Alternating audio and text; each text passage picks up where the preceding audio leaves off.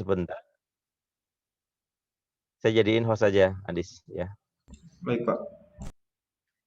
Nanti kemungkinan saya akan tutup sekitar 2-3 menit, saya pindah tempat soalnya. Saya udah pernah cerita ke teman-teman soal kesulitan jaringan ya. Kita mulai sekarang terkait dengan keuangan negara pada BUMN. Jadi kemarin saya cerita bahwa kebutuhan akan BUMN itu kebutuhan yang sejalan sebenarnya. Kebutuhan yang kalau boleh dibilang natural, ya natural gitu. Dari siklus fungsi negara yang pernah saya cerita. Dari yang semula fungsinya dalam, berikan rasa harus hadir. Sehingga kalau teman-teman bisa lihat dua kubu yang saling berjauhan, negara yang perannya makin dikit, less government is best government, itu artinya semakin sedikit peran serta negara, itu semakin baik negara itu. Itu negara-negara kapitalis itu begitu. Jadi negara jangan turut campur dah perekonomian rakyat, serahkan kepada mekanisme pasar gitu. Sebaliknya, kalau negara-negara yang kuat BUMN-nya mendominasi semua bidang dipegang BUMN. Ini kalau teman-teman lihat PLTU yang ada di Indonesia dari tahun 2010, 2008, 2010 itu program 10.000 ya, saya lupa berapa megawatt itu. Itu PLTU yang ada di Indonesia itu yang mengerjakan dari China sana ini tanpa bermaksud sara ya. Negara China sana itu yang memegang BUMN. Ada Harbin Power, ada saya lupa namanya, dulu ada saya hafal dulu nama-namanya. Jadi pemerintah memang ketika ada proyek-proyek kerjasama dengan pemerintah China ya, dengan negara lain itu diserahkan sama BUMN. Jadi BUMN-nya hidup semua di sana. BUMN hidup semua. Tapi dominan sekali BUMN-nya. Gitu ya, BUMN dominan sekali. Nah, itu negara-negara sosialis itu cenderung negara powerful masuk ke dalam sektor perekonomian masyarakat. Nah, yang sulit adalah bagaimana bisa di tengah-tengah. Tidak kebebasan individu, kemudian jaminan kebebasan semakin besar orang berkinerja baik, berprestasi, secara ekonominya bagus, layak mendapatkan reward sebagaimana apa yang diusahakan, tapi juga tidak boleh mengesampingkan perlindungan kepada rakyat kecil. Nah, mengambil peran di tengah-tengah itu yang tidak mudah. Pemerintahan siapapun pasti akan menghadapi hal yang sama.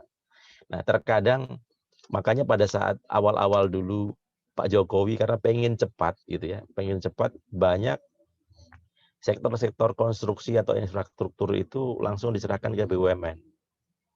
Akibatnya banyak pengusaha jasa konstruksi yang protes sama Pak Jokowi, Pak, kalau seperti ini ekonomi nggak akan jalan.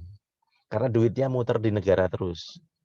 Walaupun BUMN bukan negara, bukan pemerintah, tapi nggak melebar kemana-mana, Pak. Efeknya nanti ekonomi nggak tumbuh. Jadi misalnya pengerjaan LRT, MRT, karena pertimbangan pemerintah pada saat itu kalau diserahkan swasta belum tentu mau gitu. Karena payback periodnya, jangka waktu pengembaliannya akan lama. Maka diberikanlah penugasan BUMN itu. BUMN. Saya kemarin cerita soal buka jalur penerbangan segala macam, kalau diserahkan kepada swasta, jalur penerbangan yang sepi, maka tidak akan sebaik, belum tentu mau swasta, karena swasta kan hitung-hitungannya ekonomi, untung rugi kan. Nah, BUMN itu ada dua, satu Perum, satu Persero. Nah, kalau Perum memang tujuan utamanya bukan mencari keuntungan, tapi kalau Persero dia tunduk pada ketentuan dalam perseroan terbatas. Pasal 11 Undang-Undang BUMN dia bilang bahwa BUMN itu tunduk pada ketentuan dalam perseroan terbatas. Yang artinya apa? Pengelolaan BUMN ya seperti mengelola korporasi swasta. Direksi bisa berimprovisasi gitu. Karena tujuannya mencari keuntungan. Teman-teman tentu pernah dengar yang namanya dalam prinsip pengelolaan perusahaan, dalam satu perusahaan ada prinsip high return, high risk gitu. Prinsip-prinsip kalau Anda ingin mendapatkan laba yang besar, maka siap-siap dengan risiko yang besar pula. Di bidang kehidupan apapun begitu. Doing nothing memang nggak ada risikonya terhadap kegagalan itu. Tapi resiko berupa kerugian tidak tercapainya satu achievement tertentu, itu kerugian yang lebih besar sebenarnya. Karena kita nggak melakukan apa-apa. Jadi ada opportunity cost, ada kesempatan yang hilang kita jadi sukses. Tadi hilang. Memang tidak gagal dari proses itu, tapi kita gagal mencapai sesuatu yang hanya bisa dibayangkan oleh orang-orang yang hobi mengamati media sosial saja. Dia hanya pintar mengamati, dia bukan pelaku. Dia bukan pelaku. Nah, demikian juga BUMN. Maka di Undang-Undang Nomor 11 tahun 2000, Undang-Undang 19 tahun 2003 ini dia bilang BUMN ini kalau persero maka dia merupakan suatu korporasinya memang milik pemerintah, tapi milik pemerintah itu hanya sebatas penyertaan sahamnya saja. Sebagaimana pemegang saham kalau punya saham kepada satu PT gitu. Sehingga asetnya mau gedung, setara kas, aset lancar, aset tidak tetap gitu. Utang dan utang piutangnya itu ya milik BUMN, bukan milik negara. Milik negara ya saham itu saja. Selebihnya kan asetnya berbeda. Sehingga kalau ada kerugian aset, jual dalam laporan laba rugi BUMN, itu ya laba ruginya BUMN itu, bukan laba rugi negara. Nah, sebenarnya kalau teman-teman bandingkan yang kemarin saya bilang pasal 1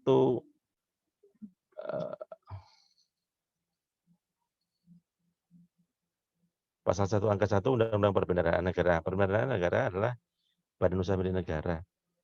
Bentar. Oh, ini dia, pasal 2 undang-undang. Nah, Undang-Undang Keuangan Negara bilang, ini undang-undang ini yang saya kemarin cerita ini nggak ditandatangani oleh Presiden kita, Ibu Megawati pada saat itu. Beliau nggak tanda tangan. Karena di waktu yang hampir bersamaan, ini ada 2 tim nih. Tim perumus, ini faktor sejarah, ini cerita sejarah saja ya. Bahwa kita di Kementerian Keuangan, teman-teman bisa jadi sih ada yang nggak di Kementerian Keuangan ya. Tapi di Kementerian Keuangan itu punya sejarah lahirnya Undang-Undang Keuangan Negara yang sekarang masih berlaku dan jadi acuan utama kita, itu tidak ditandatangani oleh Presiden. Ya, tidak ditandatangani oleh Presiden.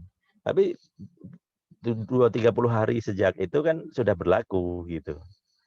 Nah, jadi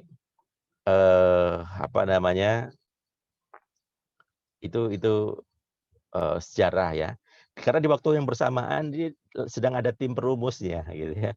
Antara Undang-Undang BUMN dan duluan kalau orang keuangan negara ya bilang ini undang-undang anaknya Undang-Undang Keuangan Negara. Kok dia mengatur yang berbeda, mau mengatur yang berbeda dari ibunya gitu. Ah, kira-kira padahal timnya berbeda. Timnya berbeda. Saya nggak ingin bahas panjang lebar aspek politis, ekonomi dan segala macam. Tapi ini tim yang berbeda yang pernah saya cerita. Ini seringkali dibilang lahir dari dalam tanda petik mazhab keuangan negara lapangan Banteng. Kalau ini mazhab keuangan negara Salemba yang saya bilang. Ini UI ini kalau mau dibilang gitu aja dah.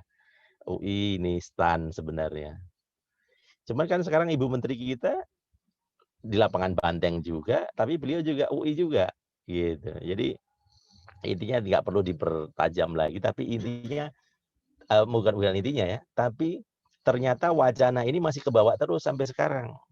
Bahkan pengujian terhadap status keuangan negara pada BUMN itu udah setidaknya ada 2 kali dan MK sendiri putusannya ternyata nggak satu nada gitu.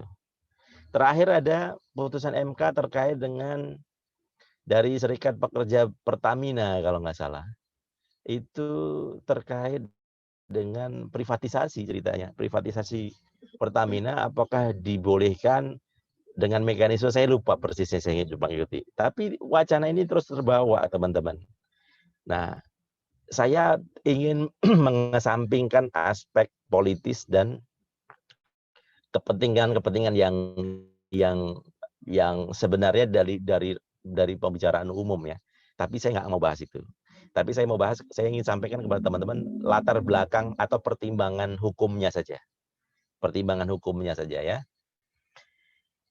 Bahwa menurut tim Undang-Undang Nomor 17 Tahun 2023, termasuk Undang-Undang Nomor 1 Tahun 2004 Perbendaharaan Negara, Undang-Undang Nomor 15 Tahun 2004 tentang Pemeriksaan Keuangan Negara, itu satu paket Undang-Undang Keuangan Negara kan ada 3 ya, Undang-Undang Keuangan Negara, Undang-Undang Perbendaharaan Negara, dan Undang-Undang Pemeriksaan Keuangan Negara ya. Nah itu semangatnya adalah bahwa BUMN itu bukanlah perusahaan yang dibentuk, tidak semata-mata dibentuk, tapi perusahaan yang dilahirkan oleh negara. Dengan segala konsekuensinya, kalau dia bangkrut, dia kesulitan keuangan, negara harus hadir. Walaupun tujuannya, kalau teman-teman masih ingat dulu yang BUMN, saya cerita tentang Karahabodas dengan Pertamina waktu pertemuan kemarin, itu kan tujuannya biar negara tidak berkontrak dengan swasta. Karena negara tidak boleh setara dengan swasta. Dia harus lebih tinggi. Tapi nanti kalau teman-teman sudah lulus, sudah kerja, teman-teman akan melihat situasi di mana korporasi itu, corporation, apalagi multinational corporation, itu sudah menguasai negara dalam prakteknya. Tidak hanya Indonesia, termasuk di Amerika pun kalah, dikendalikan oleh korporasi internasional. Segala kebijakan, peraturan, mana yang boleh, mana yang tidak, mana yang boleh jadi lahan investasi, mana yang dilindungi, segala macam. Itu korporasi udah dominan. Nanti kalau kerja akan ketemu itu, betapa mengguritanya korporasi internasional ya. Nah, jadi tapi semangatnya begitu, bahwa negara itu jangan berkontrak apple to apple, enggak. Negara itu sistemnya ya harus memberikan perizinan. Karena korporasi bagaimanapun juga dia warga negara. Tapi yang jadi masalah ketika korporasinya sudah multinasional, dia warga negara mana? Warga negara pimpinannya di atas negara gitu ya. Nah itu, nah jadi kembali ke yang tadi. Sementara di Undang-Undang Nomor di sini bilang bahwa sampai kapanpun, kalau di Undang-Undang Keuangan Negara, paket Undang-Undang Keuangan Negara bilang bahwa sampai kapanpun uang keuangan negara atau harta BUMN, aset BUMN adalah keuangan negara. Bahkan sampai anaknya sekalipun. Sampai anaknya sekalipun. Anak, cucu, cicit. Yang oleh karenanya, jangan main-main dalam mengelola keuangan negara. Pesannya begitu. Jadi jangan mentang-mentang dia keuangan negara yang dipisahkan, seperti korporasi, sehingga Anda bisa dalam tanda petik kepada organ-organ persero di BUMN, BUMN yang statusnya persero, artinya seperti PT, perseroan terbatas, Anda bisa dalam tanda petik semau-maunya seperti pure swasta murni. Ingat, kamu menggendong keuangan negara. Sehingga kalau ada kerugian-kerugian yang disebabkan oleh kelalaian atau ketidakhati-hatian yang kemarin kita bilang piercing, sehingga terjadi piercing the corporate veil, itu sama artinya kerugian yang Anda timbulkan itu tidak hanya merugikan korporasi, BUMN sebagai korporasi, yang oleh karenanya Anda bisa digugat oleh pemegang saham. Kemarin kan saya bilang gitu, piercing the corporate veil itu bisa paling sering digunakan oleh siapa? Oleh pemegang saham yang nggak terima. Sahamnya terdelusi, sahamnya menjadi nol, rugi, bangkrut, dan segala macam, maka pemegang saham bisa menggugat secara perdata, direksi atau komisaris. Nah, dalam konteks BUMN, pemegang sahamnya, yaitu negara, tidak hanya menggugat secara perdata. Kenapa? Karena ini kerugian negara loh. Maka apa yang Anda lakukan itu yang menyebabkan kerugian tadi, itu sama halnya Anda telah menyebabkan kerugian negara, hai direksi dan komisaris. Maka tanggung jawab Anda bukan hanya mengganti secara perdata, tapi Anda bisa diproses secara pidana dengan dakwaan atau dengan sangkaan atau dakwaan telah melakukan tindak pidana korupsi. Kenapa? Karena ada kerugian negara. Pasal 2 dan pasal 3 Undang-Undang Pemberantasan Tindak Pidana Korupsi bilang begitu. Sehingga keuangan Anda, kalau ada yang nggak beres, BPK bisa mengaudit selaku Badan Pemeriksa Keuangan Negara, BPKP, sehingga Direksi BUMN senantiasa diawasi. Sementara si direksi di mazhab yang di sini, dia bilang, wah kalau begitu gimana ceritanya? Kami seperti kuda yang dicambuk suruh lari kencang, nyari keuntungan, tapi ekor kami dipegang. Mana mungkin. Kalau resiko bisnis, kalau ada gagal-gagal kan ya resiko bisnis namanya. Kami kan dilindungi business judgment rules. Sehingga kalau rugi ya resiko bisnis. Toh kalaupun memang rugi lagi, oke lah gugat kami perdata, tapi jangan main penjara saja dong gitu. Jangan mentang-mentang rugi kemudian penjara. Sehingga kalau teman-teman perhatikan, ada banyak kasus ya. Dulu soal penagihan penghapusan piutang bank-bank BUMN gitu. Itu sudah ada putusan MK yang sebenarnya bank-bank BUMN boleh menghapus buku dan hapus tagih. Judicial review atas undang-undang PUPN, penagihan piutang negara ya. Tapi sampai sekarang nggak ada yang berani. Yang bank-bank BUMN itu yang menghapus tagih, hapus buku dari neraca, iya. Piutang-piutang kredit macet itu harusnya sudah boleh. Tapi nggak ada yang berani. Hanya hapus buku, karena dalam hukum pidana, padahal udah ada putusan MK, tapi rezim hukum pidana kita itu nggak bilang begitu. Ada yang namanya doktrin de autonomie van strafrecht. Artinya hukum pidana itu punya jalannya sendiri. Bahwa sepanjang ada memenuhi delik atau unsur-unsur pidana, oke, Anda bisa bilang bahwa ini risiko bisnis segala macam. Tapi kalau ada bukti yang lain, ingat ya, gitu.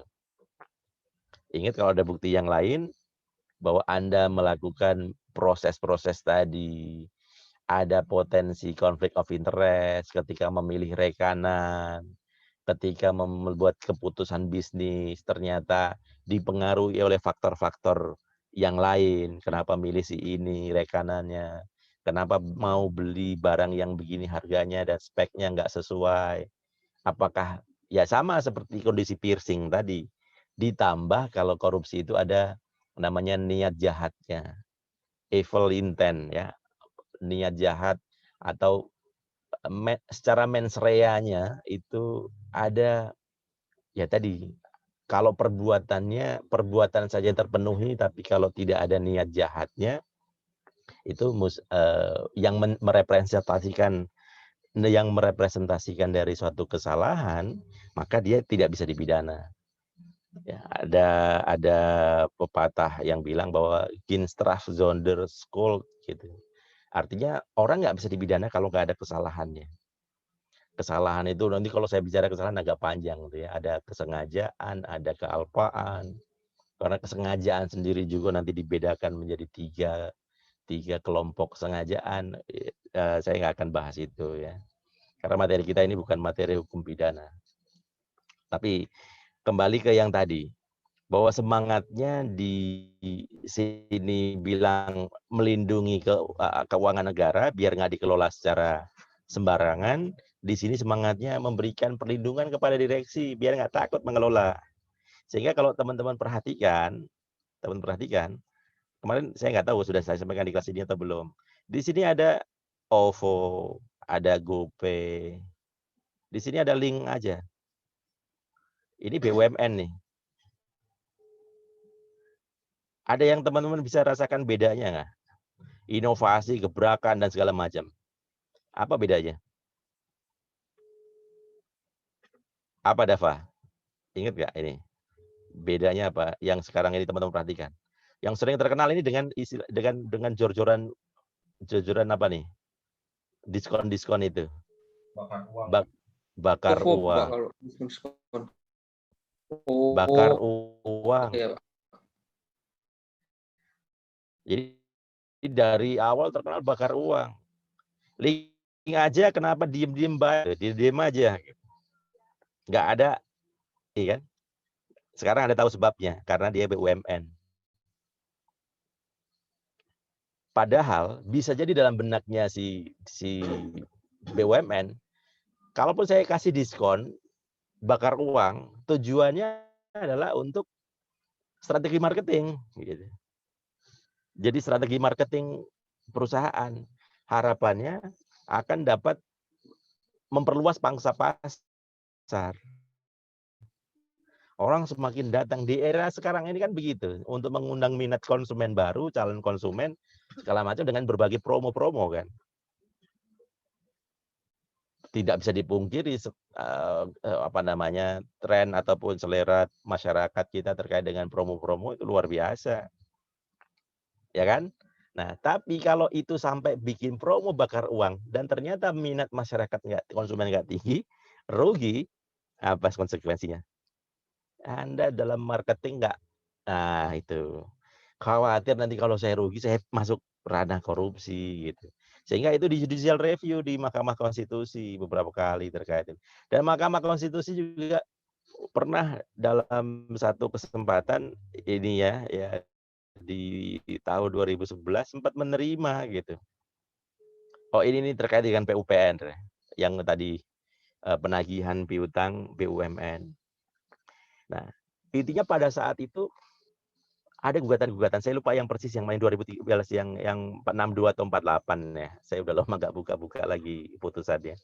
Tapi intinya dari kelompok bank-bank ataupun kelompok BUMN perhimpunan BUMN di Indonesia itu ya ingin mengatakan bahwa keuangan negara itu bukan BUMN itu bukan keuangan negara. Bahwa penyertaan negara pada BUMN itu hanya penyertaan seperti saham. Tapi pada saat itu dalam perdebatannya adalah kalau keuangan negara, kalau penyertaan negara dalam BUMN adalah bukan uang negara, lantas uang siapa? Pertanyaan yang sangat simpel. Sehingga pas BPK dihadirkan, karena BPK punya kewenangan untuk melakukan audit investigatif kan, BPK juga ngomong, itu direksi BUMN dan komisaris, nggak usahlah dibesar-besarkan. Seolah-olah kami sedikit-sedikit mengambil sebagai pelaku tidak korupsi. Kami juga nggak bodoh gitu. Kalau ruginya memang rugi murni bisnis, kami juga nggak akan audit investigatif dan audit kami juga akan ngomong ke penegak hukum bahwa ini bukan korupsi. Cukup dengan ganti rugi. Gitu. Artinya jangan mencari perlindungan, kalau nggak nanti bisa ugal-ugalan gitu. Yang tadinya berlindung, jadi pilihannya itu memang bawa konsekuensi berat teman-teman. Kalau seperti tidak dikasih kebebasan, maka tidak akan ada improvisasi. Padahal karakteristik dari bisnis adalah improvisasi, membaca peluang cepat, kalau nggak diambil orang kesempatan.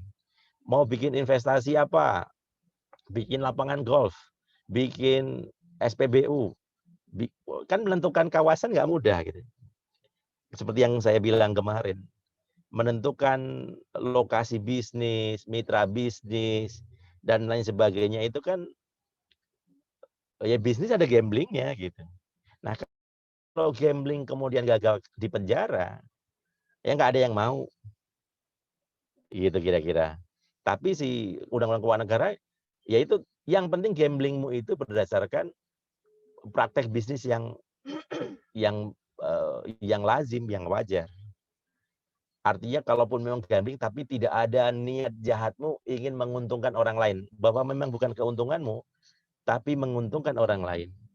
Atau karena kelalaianmu, karena Anda tuh harusnya sudah punya kompetensi untuk menentukan atau memilih